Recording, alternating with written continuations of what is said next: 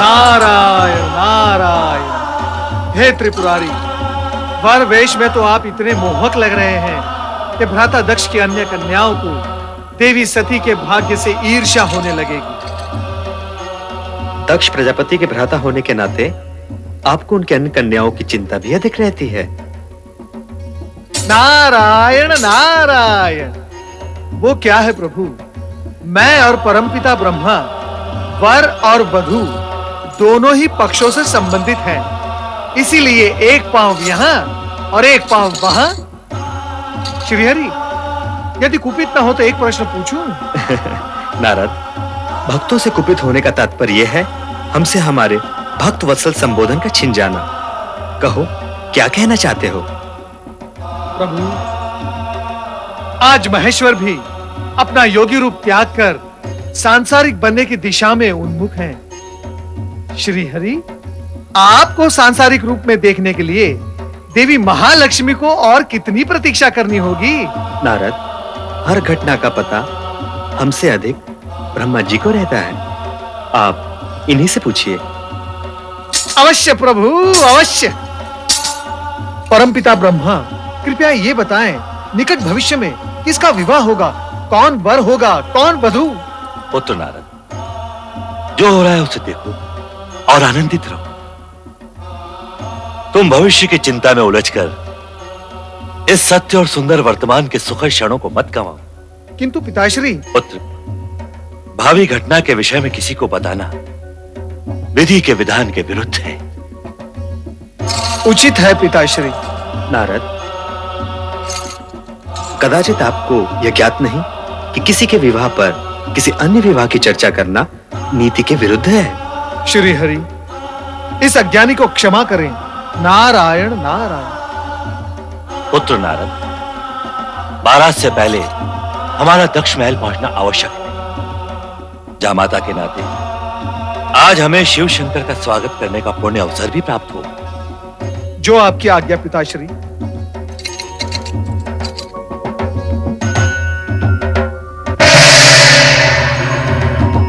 प्रभु, शुभ घड़ी बीती जा रही है, आइए प्रस्थान करें।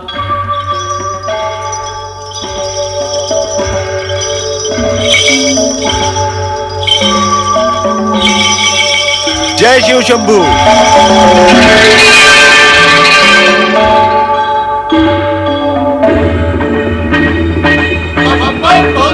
हर हर महादेव, हर हर महादेव, हर हर महादेव, हर हर महादेव। बम बम भोले, बम बम भोले, बम बम भोले, बम बम भोले।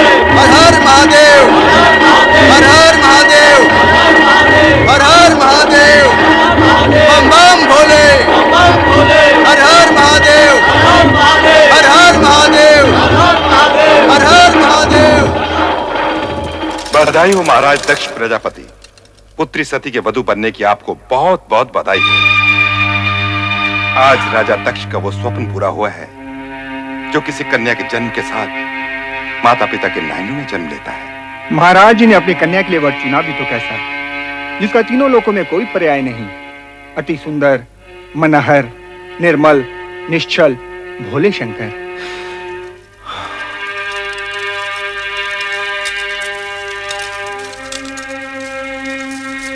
सती के पति के रूप में उन्हें पाकर आपका जीवन यथार्थ में पावन हो गया राजन।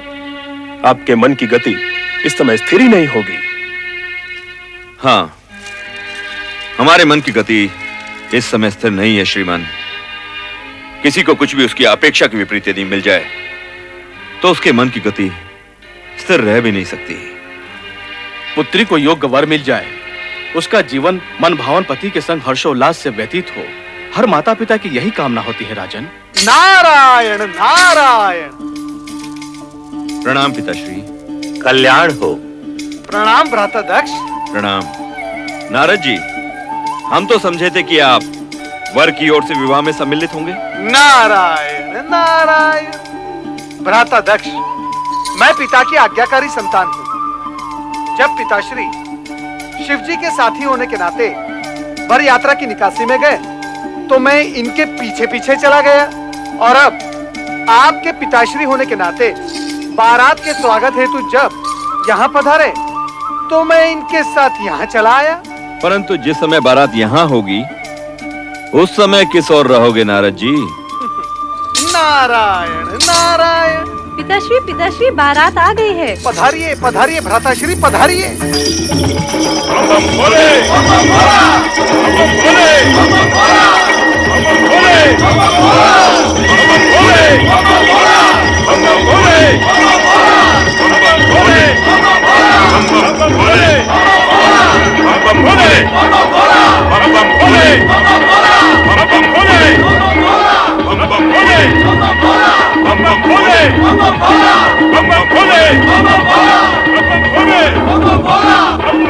क्या ये वही शिव है जो पवित्र माए नंग धड़ंग बागंबर पर बैठा कैलाश पर योग साधता रहता है?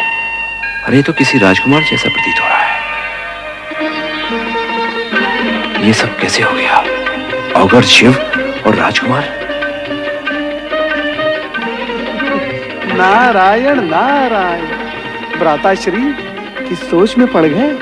अभी तो आपने प्रभु का वो रूप देखा ही नहीं जिसके दर्शन पाकर आप धन्य हो जाओगे। नारायण नारायण।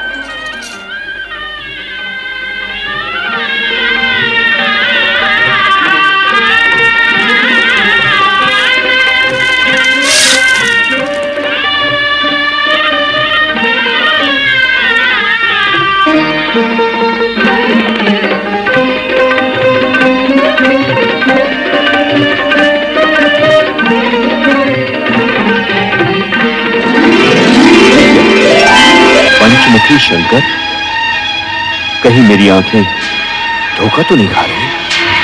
मैं स्वप्न तो नहीं देख रहा? भ्राता दक्ष, आपका मुख श्वेत गणों से भर उठा है। आप भयभीत से लग रहे हैं। नारद! अति सुंदर। आप कुछ कहना चाहते हैं? वो नारायण नारायण।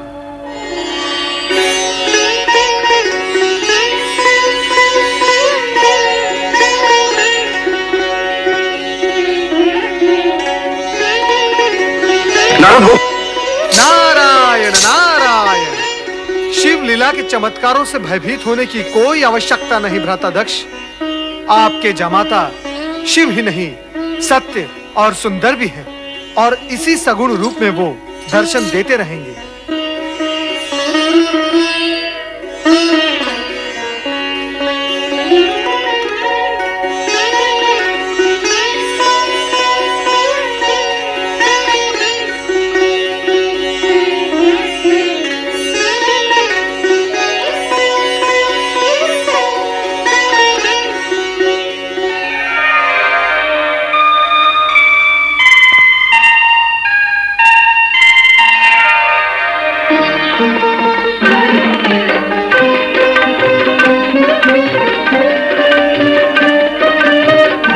आइए, पधारिए।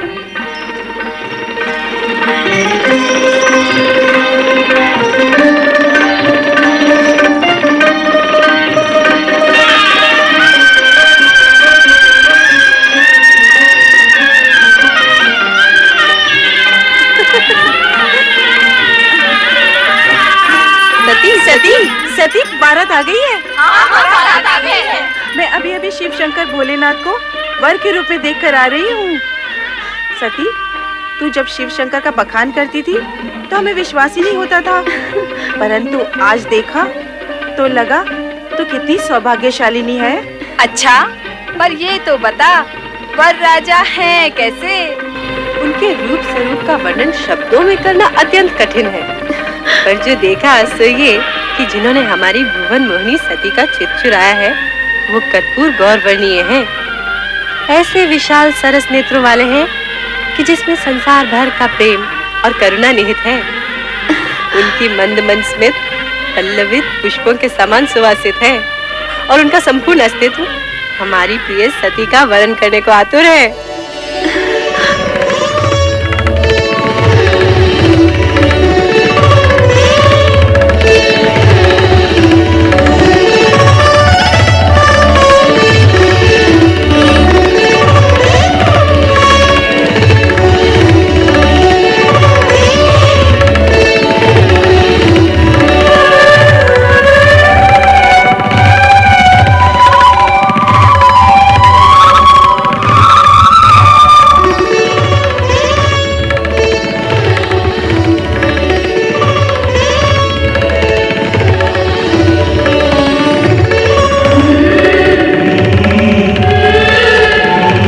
पुत्र दक्ष, सौभाग्य आकांक्षिणी सती को विवाह मंडप में बुलवाइए।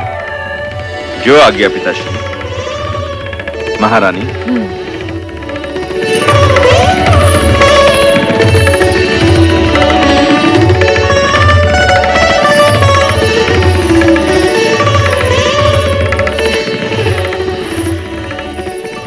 बेटी सती, अब वो क्षण आ गया है जिस क्षण भाग्यशालिनी सौभाग्यशालिनी बन जाती है। आओ बेटी।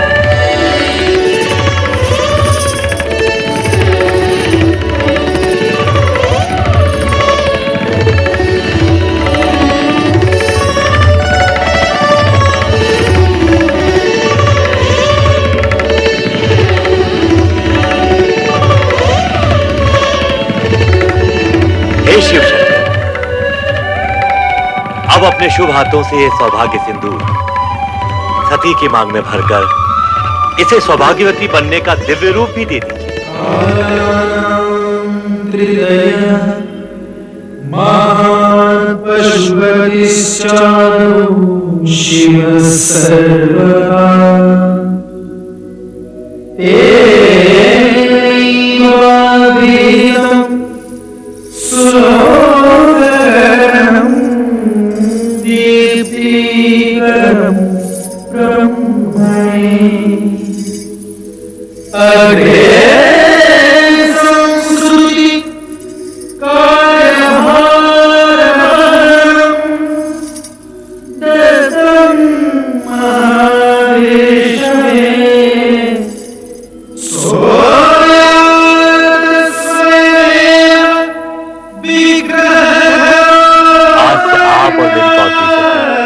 पति पत्नी हुए। धन्य हो शिव सती का ये मिलन मंगलमय हो। बोलो शिव सती की जय। शिव सती की जय। शिव सती की जय।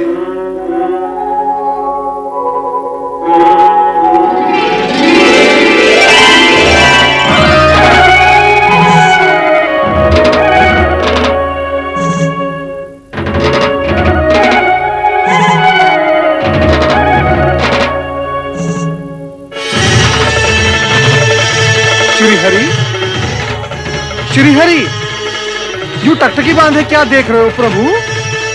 देख रहा हूं शिव सती की एक रूपता को जो चिरंतन है, शाश्वत है।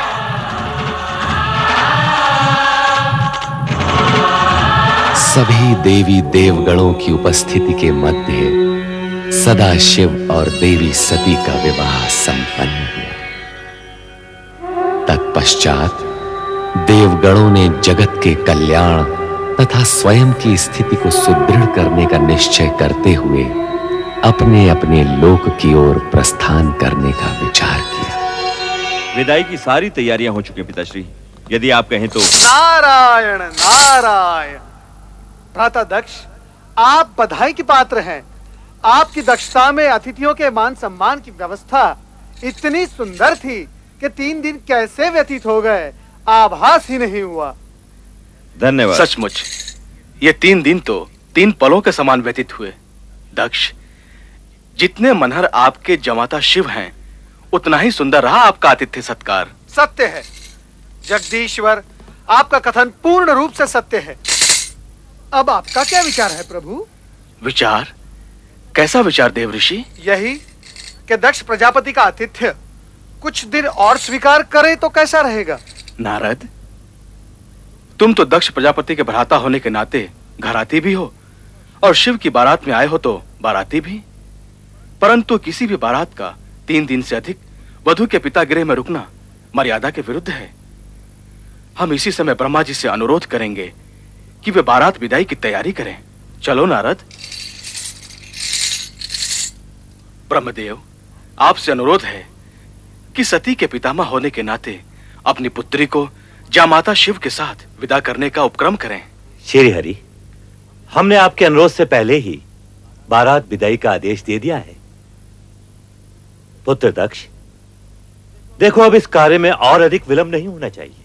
पिताश्री, यूं तो पुत्री सती की विदाई का पूर्ण प्रबंध किया जा चुका है, परंतु मैं स्वयं जाकर देखता हूं। श्री हरि, शिव शक्ति का यह युगल युग युगांतर तक सर्वश्रेष्ठ रहेगा।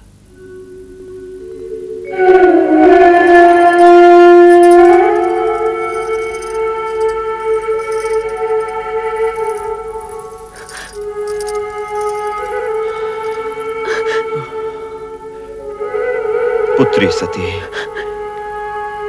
आज तुम पितृगृह से इच्छित वर पाकर विदा हो रही हो।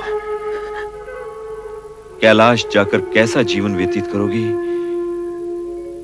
ये सोच सोचकर मेरा मन पिता होने के नाते चिंतित रहेगा।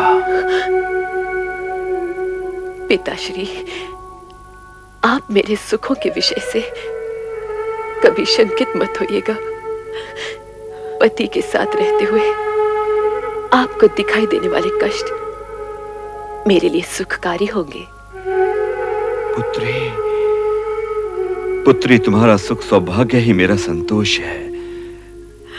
अपने स्नेह की गरिमा से अपने पति के जीवन को मंगलमय कर देना।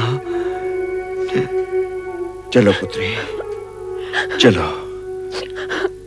विदाई की वेला में सभी तुम्हारी प्रतीक्षा कर रहे हैं। महाराज, आप पधारिए, मैं सती को लेकर आती हूँ। सदा सुखी रहो।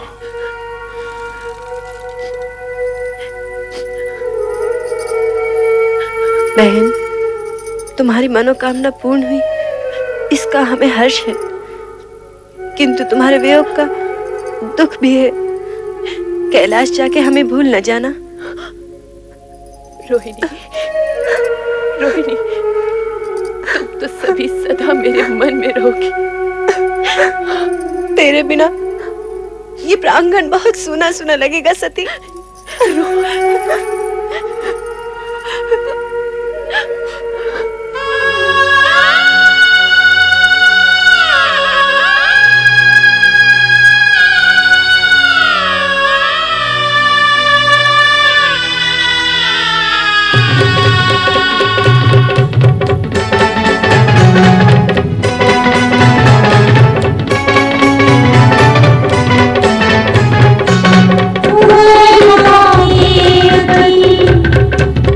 छोड़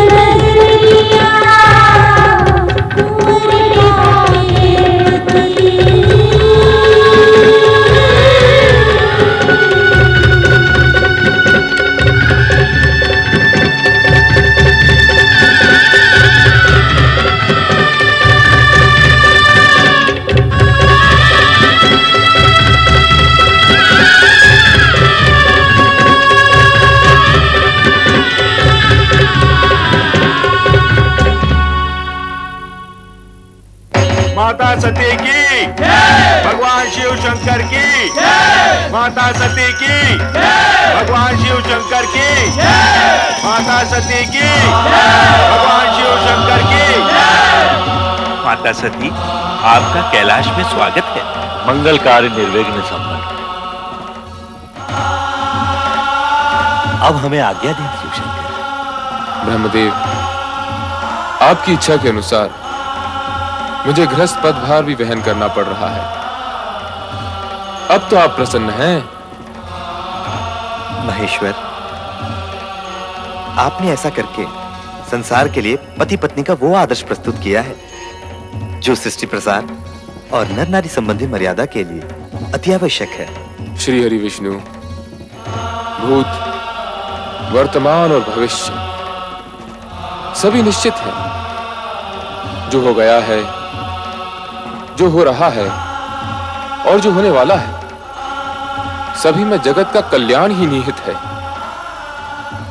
पिता ब्रह्मदेव की आज्ञा पालन हेतु दक्ष प्रजापति ने अपनी पुत्री सती का विवाह शिव के साथ संपन्न तो कर दिया, परंतु मन सती के भविष्य की चिंता में ग्रस्त रहा। कोमलांगी पुत्री सती और अप्रिय वेशधारी शिव की जोड़ी का विचार कर दक्ष अनेक बार चिंतित हो जाते थे। सती कैलाश जाकर सुखी रहेगी।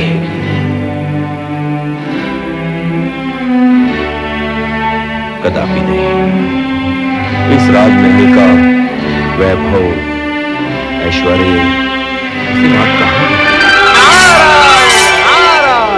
प्रणाम भ्राता दक्ष। प्रणाम देवर्षि। कैसे आगमन हुआ? बस आपकी कुशल मंगल पूछने चला आया।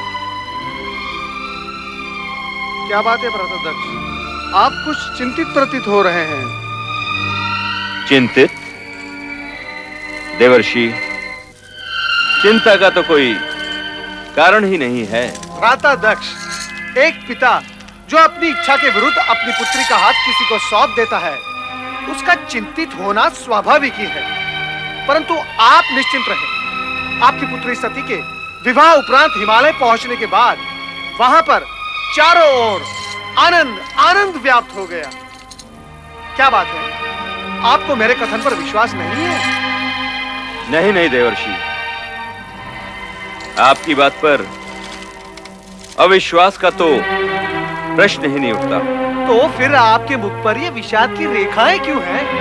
देवर्षि, यदि मैं ये मान भी लूं कि आपका कथन सत्य है, तो मैं ये सोच रहा हूं कि ये आनंद कितनी देर तक टिक पाएगा। नारायण नारायण, मैं आपका अभिप्राय समझा नहीं। देवर्षि, विवाह के बाद कुछ दिनों तक सती अपने उस औघड़ भभूतधारी पति के साथ आनंद मनाएगी, परंतु जब कैलाश में गिरते हुए हिमकणों के थपेड़े सहेगी तो उसे हमारे इस राजमहल में बिताए हुए सुख का स्मरण होगा, और तब वो पछताएगी। यही कहना चाहते ना भ्राताश्री? ये आपका भ्रम है, ऐसा हो ही नहीं सकता, असंभव है ये। सती तो शिव की जन्म जन्म से जीवन संगीनी है। शिव के होते हुए सती को पश्चाताप हो ही नहीं सकता। उसके जीवन में दिन प्रतिदिन सुख की वृद्धि होगी। शिव सती का साथ ही आनंद की सृष्टि करता है। नारायण नारायण, क्या मुझसे कोई अपराध हुआ है भ्राताश्री, जो आप मुझे रुष्ट होकर देख रहे हैं? कहीं शिव ने लिखा पढ़ाकर तो नहीं तुझे मेरे पास भेजा है? नारायण नारायण, शिव के प्रति ऐसी अपमानजनक भाषा में सुन नहीं सकता भ्राताश्री। मैं स्वयं अपनी इच्छा से यहाँ आया हूँ आपको वो शुभ संदेश सुनाने। अब मैं जा रहा हूँ। नारायण ना। इतनी सी बात का इतना बुरा मान गए देवर्षि? हमने तो तुम्हें शिव के बारे में कुछ नहीं कहा, परंतु कहना चाहें तो हम भी बहुत कुछ कह सकते हैं। नारायण नारायण, आप बहुत कुछ कह सकते हैं, परंतु मैं कुछ सुनना नहीं चाहता। भगवान शिव आपका कल्याण करे। नारायण नारायण।